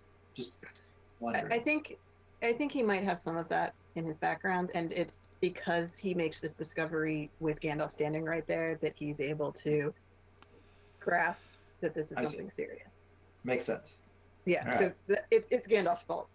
Gandalf's influence. Well, as usual. Right. Yeah. Okay. All right. So then in episode 5 is then when the Mouth of Sauron comes to town. Are we going to show... So our two scenes, is it going to be the Mouth of Sauron literally coming to town, or the Mouth of Sauron coming before the Queen? Or how are we introduced to the Mouth of Sauron specifically? Right. So in the first scene, it's the Mouth of Sauron petitioning to reopen and rebuild the temple. And they need permission from the city to do that, I guess, or some support. So it's a public petition to whatever lawmaking body is in charge of these sorts of things to get permission to do that. So the Queen would be involved, also the Council of Elders probably as well. And the Queen doesn't give an immediate answer. It's more of the like, oh, I will consider your petition kind of answer. Right. The younger son gets upset that she didn't immediately shoot this down. So the younger son is more adamantly anti-Cult of Sauron to start with. On account of we don't want people influencing our city and stuff, like. So would the younger son and Gandalf have to have a conversation in the second scene about how you make these sorts of decisions. Okay. So is the younger son's objection is based on these are like, alien elements invading our culture and trying to, take over our history. Is that the problem, or is it because he was the one who's more interested in history, right? So he is in that way a little bit more predisposed to like the, or to think well of the Cult of Sauron, given its place in the history of the town, and he would appreciate the history of the temple. I mean, would he be pro? I mean, like, would he be kind of excited about the idea of the temple being rebuilt, or is he like, no, you're not desecrating, but you're like, it belongs in a museum. Like, what's his attitude towards the temple in that way? It's more the museum. Like, this is part of our heritage, but it's not active. And the Council of Elders doesn't support the Cult of Sauron, and the Queen doesn't support the Cult of Sauron. So the Cult of Sauron is mostly getting support from common people in the town. And that's what Gandalf's point is like, wait, like, the reason your mother can't shut this down instantly is because there's people who do have a positive opinion here and would feel like something's being taken away from them. And so she has to tread very carefully in how she makes her decision. So we were thinking that he would be more strongly anti-Cult of Sauron, and the older brother is more the, hey, I get drinks with these guys, everything's fine. Okay. To start with. And both of them change their opinions over time. So the older son becomes more adamant that this new Cult of Sauron is a problem, and the younger son is more and more willing to listen to what they have to say. Right. Yeah, no, and I'm more thinking of, I'm still trying to wrap my head around the premise of the younger son's objection, because it's easier for me to imagine how he would be, not necessarily, I mean, even if he's not pro rebuilding the ruins, that he would still be more positively disposed towards this, or less resistant So I'm trying to understand his reaction. And that's the thing is, there is a place to get a foot in the door with him. Right. Because of that. So we are going to show him later reconsidering, but his initial adamant rejection of it was kind of necessary because he's going to be the one who joins them. Right. So eventually we had to see what his objection was to have that objection overcome. Right. Okay. And Nick is reminding me that, Nick is gently pointing out that I am underplaying the class dynamic here with the cult of Sauron and the ruling family. Right. That it's a direct challenge. Well, not only that, but I can also see if the younger son, if the younger brother, thinks of this movement to rebuild the ruins of the temple is like the ignorant enthusiasm of the people who don't really understand the history and don't understand the significance of those ruins for the history of their town and what that means. And they're just like to him, it's like they're wanting to build a new party center, on like the ancient historical ruins of their, the cornerstone of the ancient history of their town. And that would seem to him mockery version. Yes. Right. Yes, exactly. So he would find it sort of repulsive in that way, in a kind of like classist way, right? Like the ignorant populace don't get it. They don't understand. They're being disrespectful, A, of our city and its history, and B, of the ruling family here, right? Like they're this is, as Nick was pointing out, it's kind of a challenge to their power. The cult is sort of a challenge to their power, and the mobilization of the people in support of this is at least implicitly, or at least potentially, a challenge. It'll be more explicitly a challenge to their power later on. But even from the very beginning, there's like the opportunity for that. So how much of a gap, how much tension, class tension, are we imagining in this city prior to the arrival of the Mouth of Sauron? I mean, obviously, there's got to be something for the Mouth of Sauron to work with relatively efficiently, right, in order for our story to move forward at the rate we need to move forward. So there can't be, again, can't be from scratch. We can't, it'll be all one huge happy family in episode 1, and then, the city is sharply divided, and we're getting out the pitchforks and getting ready to overthrow the queen by episode, 7 or whatever. The appearance of one big happy family is, I think, what's there in the beginning, but instead of saying that it comes out of nowhere, it's more, the cracks of the system are revealed as time goes on. Right. So this arrival of the Mouth of Sauron brings that to the forefront in a way that it wouldn't have come up before. Right. Because this is a town that's ruled by oligarchs, and it's a trading center, which means the oligarchs are controlling the money. And everyone who lives in the town probably has to pay fees and tolls to have their books parked in places and to have their booths in the bazaar and all of that. So it's not too difficult to tell people that the ruling class is taking advantage of you and all your hard work is going into their pockets. It's really not hard to start that message up. Especially if the ruling class disrespects your beloved cultural festival. Right. So that'll just be a spark to tip. Right, and that's going to be the wedge that the Mouth of Sauron is going to use to really widen the gap and exacerbate that. Yes, yeah. So I like if we can see some really clear sort of classism, and class-based prejudice on the part of the younger son in this reaction. Right. That's one way I think that we could really show those, because it's not like it's a new thing, right? It will clearly be evidence that there's a kind of distrust, that there is a pre-existing sense of us and them between, the ruling class, the oligarch class, and the people. And it would put his interest in history gives us a good opportunity, like a good kind of foundation for that doesn't just make him look like a jerk completely, right? He can look like a little bit of a jerk. That's okay. But instead of it just being like, I'm upset about this, because it's now revealed that I generally hate poor people. Instead, it's like, I really appreciate our heritage, and they just don't, right? They just don't. And that's, so that there can be a little bit of like, see, that's what I'm all about kind of element to this from him. Okay, that works. I'm oriented towards that now. I see it now.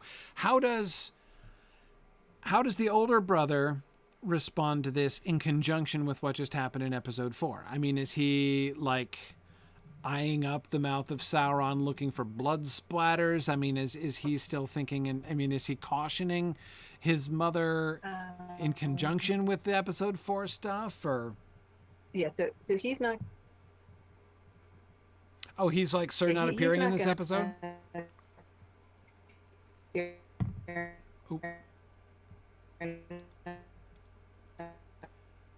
Uh-oh. We're losing Marie here a little bit.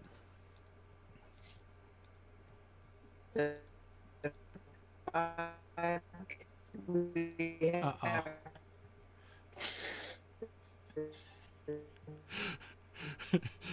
A very suspenseful, slow unfolding of Marie's thoughts on this. But he will show up.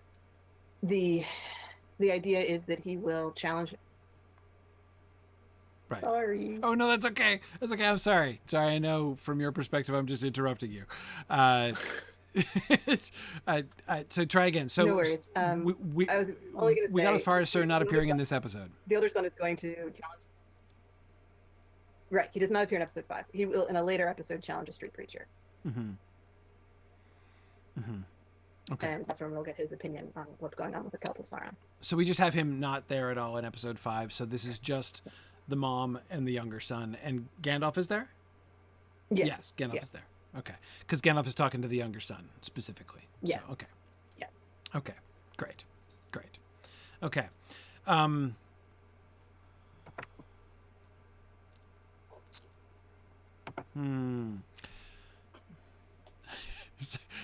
making my do we go on to the next slide or not face, because we got through our discussion of the frame, which was really good.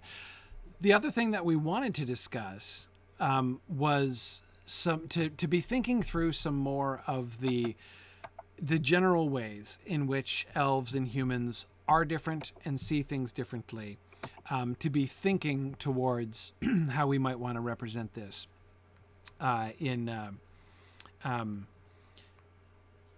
future episodes. That's like a 5-minute topic, right? That's what I'm thinking. Yeah, I mean, that was pretty much my estimate also. Go for it then. I'm also thinking we have 2 slides. Maybe we could do 1 tonight, and then, well, okay, let's do 1 bit anyway. Yeah, let's do a bit for sure. Let's do a bit. Okay, so the first thing is the differing natures of elves and men. So one topic that we've been discussing, people were discussing on the discussion boards as well, their relationship with nature, their attitude, like the way that the different natures of elves and men lead to them reacting with nature, with their environments, in very different ways. And the one suggestion, the one thought here is that men are likely to view nature as raw materials, and their interaction with nature is more likely to be like a struggle, like it's them versus nature, sort of from their perspective. Whereas the elves are likely to view nature as something to work with symbiotically, and their interaction is love or play. That seems to me, really generally true. I mean, one little proviso that I would make there. Sometimes I think that people, Tolkien fans, often tend to overstate like elves hunt, and people forget that elves hunt, like killing things for sport or at least for food is a thing that elves do, so a lot of times people go, I think, too far in imagining elves being like, we are, we love all living creatures and like all living creatures are our friends.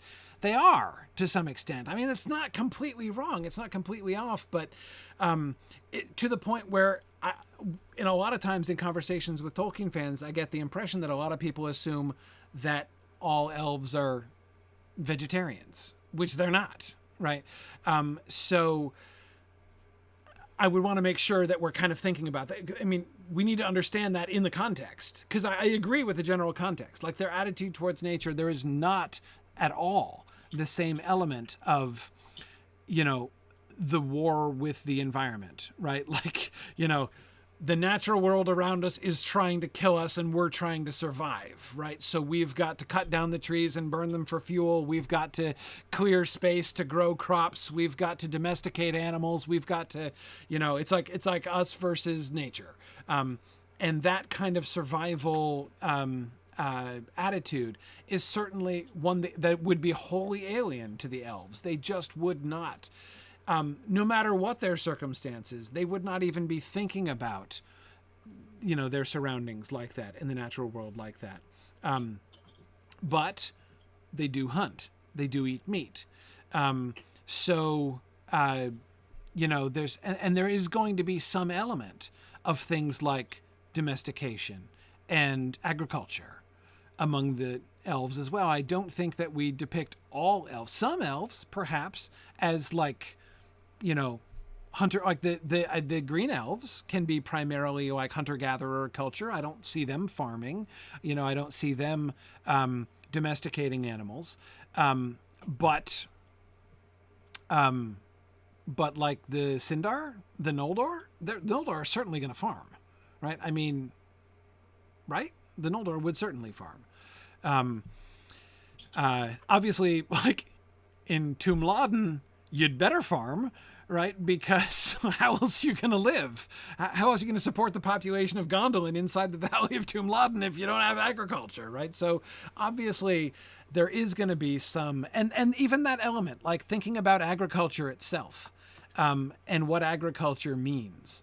When I think about agriculture and what agriculture means, I specifically think about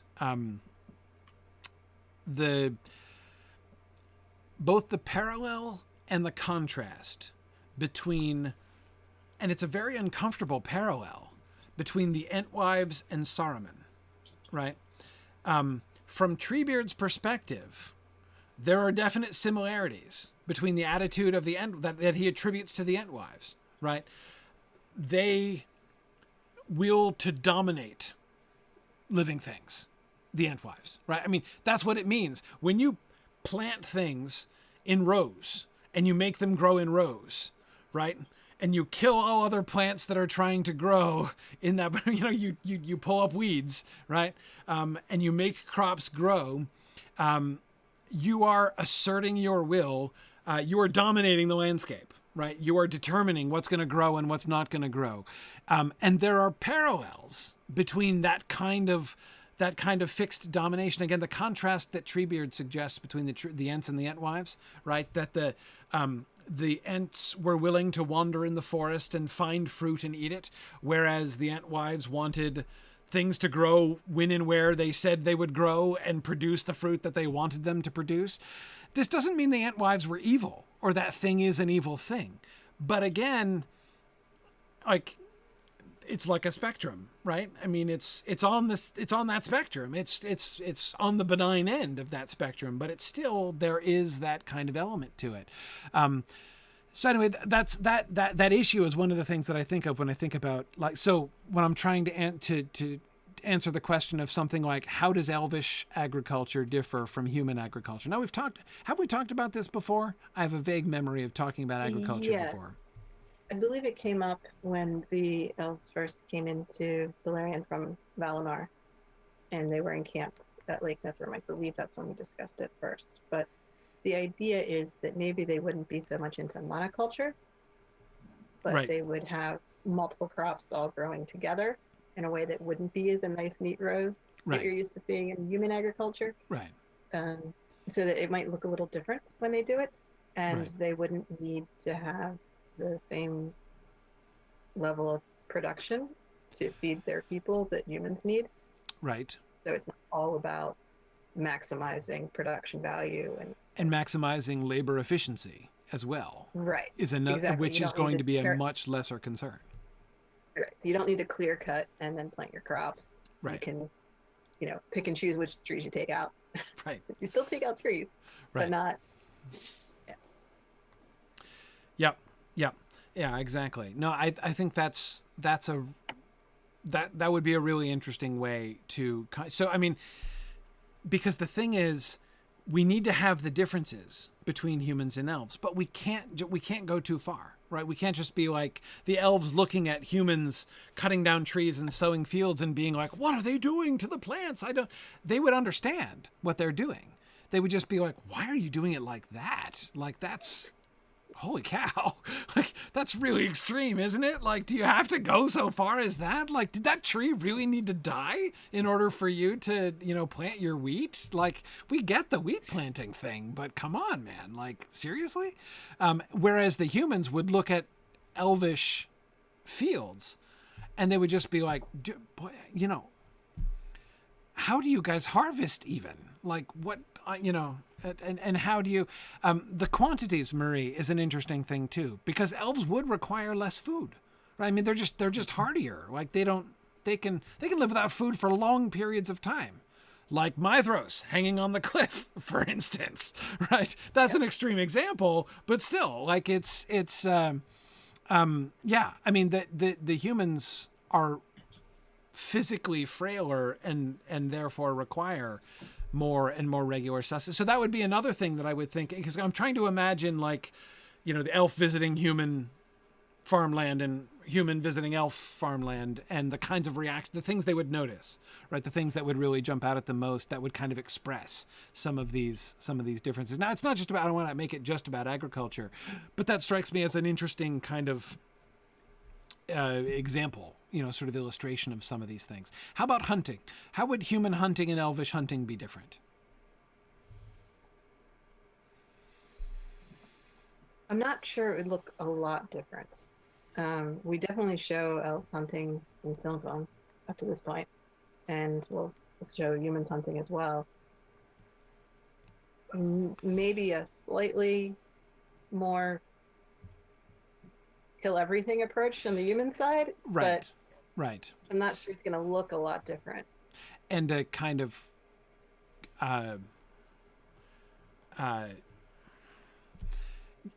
more collateral damage, as I think you're suggesting, to the more willing to, yeah.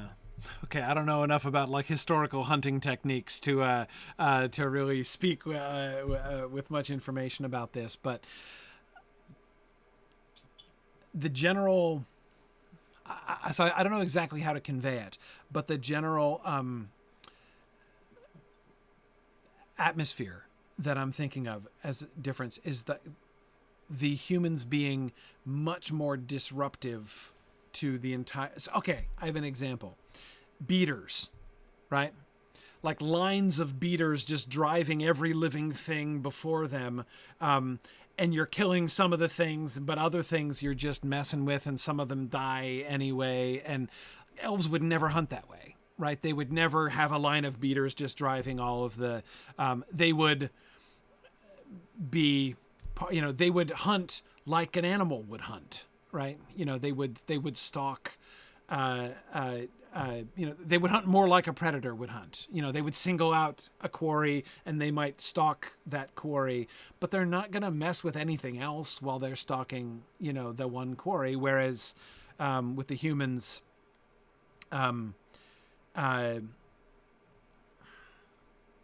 nets, they would also not, the elves, I would, like, again, I'm thinking like large sloppy nets and snares. Right, because there's going to be a lot of collateral damage in snares too, right? Right. What about dogs? Yes. We know the elves have hunting dogs. But the elves, maybe they aren't treeing animals with packs of dogs. Or their dogs are differently and better trained. I mean, like, Huon is an extreme example, of course, but even non-Huon Elvish hunting dogs would not be acting like, you know, your normal pack. That's the word I'm looking for. Herd, crowd, what's that? Pack, yes. A pack. A normal, like, pack of hounds, which is gonna, you know, cause a lot of ruckus everywhere they go and, like, start ripping the game to pieces, you know, and, you know, when they corner it and stuff like that. That's, it actually would be really fun.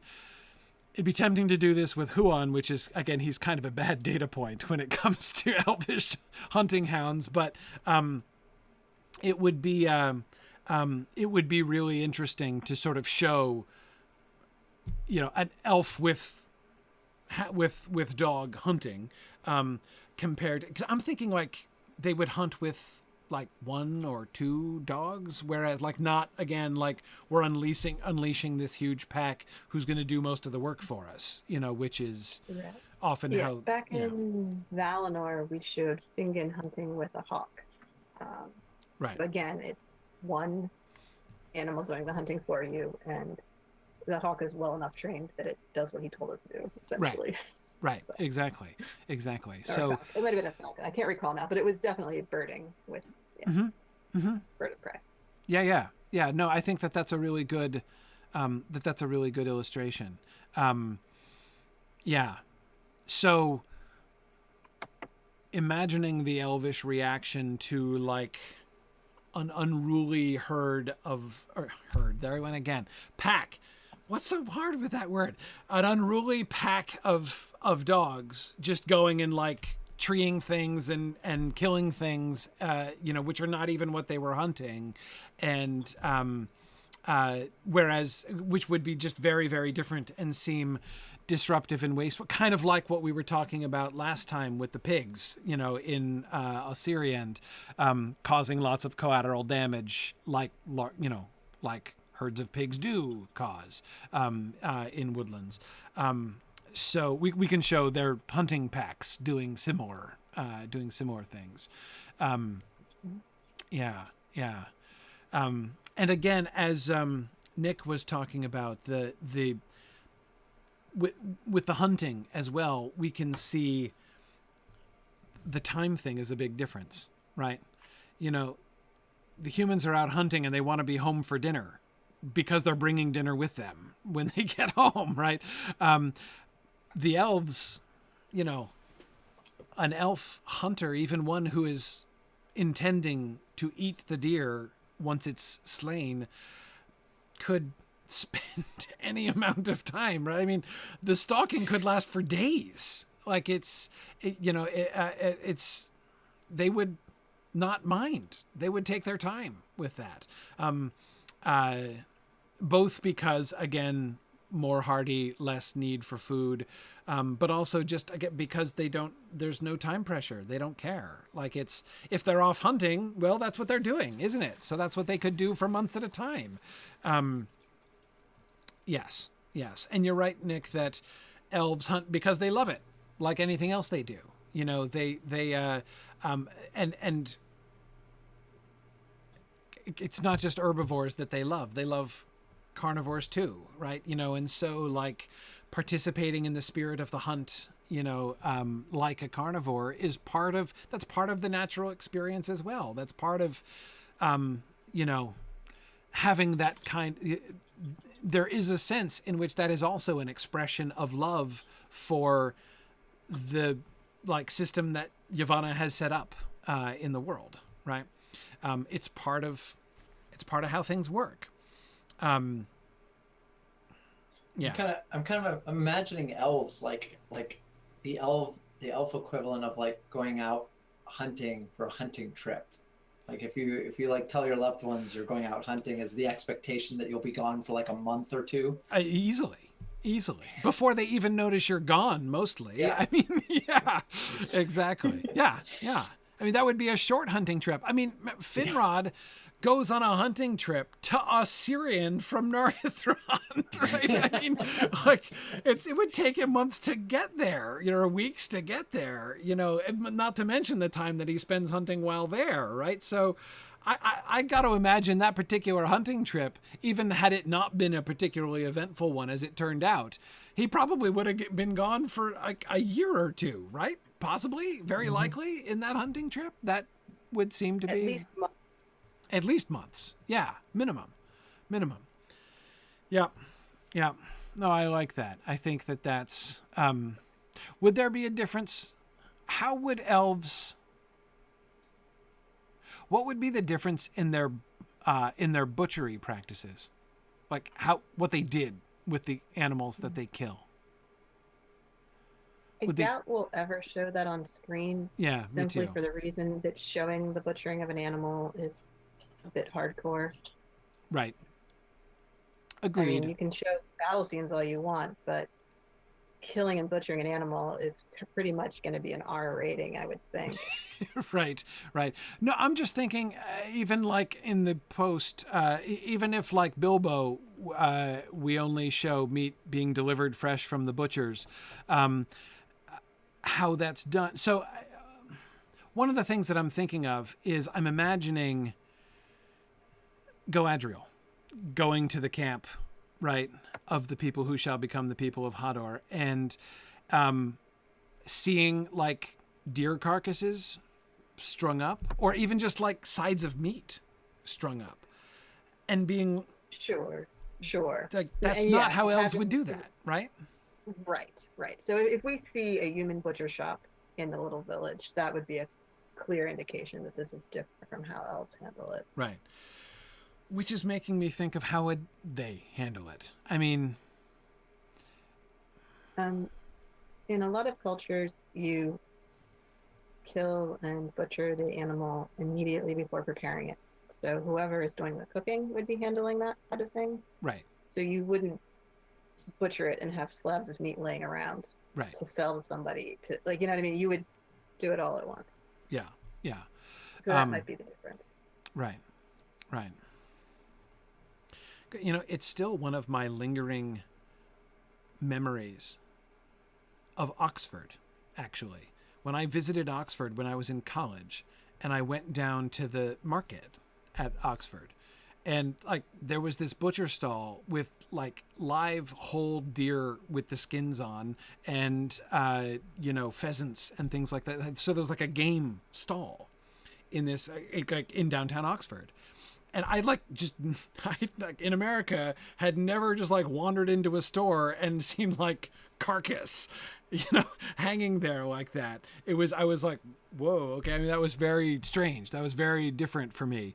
And that's kind of, that memory is kind of what I'm kind of coming back to, imagining Galadriel's response. Like, okay, so like, again, hunting, it's not like she would be like, what, you slay animals? Like that would not be her response, but like, you treat them like this, like you not only kill them, but then you like hang them on hooks, and you like, it would be different. It would be, and again, it would be betraying the different attitude, right? Like this is like that whole raw material versus more symbiotic relationship. Like we are in an active relationship with these other creatures, which does involve us hunting them and eating them as well. Like that's part of the relationship. But it's not there. It's not like the humans would be just like harvesting the meat. And they would be treating the carcasses like they treat logs of hewn trees, which also would be shocking in its own way, right? I mean, I would think that like a human, they wouldn't have a sawmill, like literally a sawmill, but like a human lumber yard of some kind, right? With just bunches of trees lying there, sort of lopped and waiting, further treatment might be equally shocking to Galadriel, and in a very similar way. Yeah, the lack of respect, Nick. Exactly. The lack of respect. Because the humans would not respect nature in the same way. Nature, like, if they respect nature, it's as one respects like a worthy adversary. Like, not quite. It's not like nature is their enemy, but, a challenge to be overcome. And it's not like they're triumphing over nature. And again, it's not like they have an active enmity with nature, but certainly a kind of callousness that the elves would not have, a depersonalization of the other living creatures, right? They don't consider certainly the plants, and even the animals as like their fellow creatures, in the way, as something closer to, not exactly peers, but closer to peers, right? Would be the more of the elvish attitude towards them. Yeah.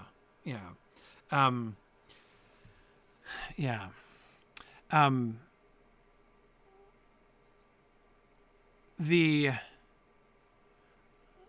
Sharon asks, where in the texts are we seeing this difference? And it's a really good question. One of the primary places that we see it is in Lothlorien, right? And the whole like way Lothlorien works, right? The kind of the structure of Lothlorien and the way that Lothlorien is built and developed suggests more of that kind of symbiotic relationship than the kind of, again, contrasting that, for instance, with the tensor relationship between the hobbits and the Old Forest, right? As we discussed in Exploring the Lord of the Rings, what we're seeing there is very much like the farmers and the forest can't be friends, right? Like, you just, like, forests and farmers don't get along. Like, they have mutually exclusive goals, and they're going to be, I was going to say at loggerheads, but that would be an insensitive word to use under the circumstances. But anyway, the elves don't seem to be like that. However, again, Sharon, one thing I'd add is that, again, people, I think Tolkien readers often overstate it. Like, what do the hobbits sit on when they're eating with the elves in Woodhall? Sawn logs is what they sit on, right? So it's not like elves would never harm trees. They do harm trees. And of course, like, what are the flets built of? Wood, right? I mean, like, they saw planks, they shape wood. So like the hunting, it's not like they're not going to fell trees ever. It's not like they're not going to use wood. It's not even like they're going to be even processing wood, making planks and things like that. But I do think that they would do it differently. Again, one of the kind of thoughts about this, one of the things that we're trying to sort of extrapolate here is how are the differing natures of elves and men expressed, right? And the mere the mere longevity of the elves, and not but it's not just longevity. That's the interesting thing about this, right? It's not merely really long lifespan versus short lifespan. That's one major dynamic between the two of them, but it's also the quality, not merely the quantity, but the quality of their relationship with Arda, right? And many of the other sort of elements, like the way in which the elves are so much more likely to enjoy labor for the sake of enjoying labor, like rolling barrels down a hole into the water, for instance, right? One obvious example that we get of that in Tolkien's texts.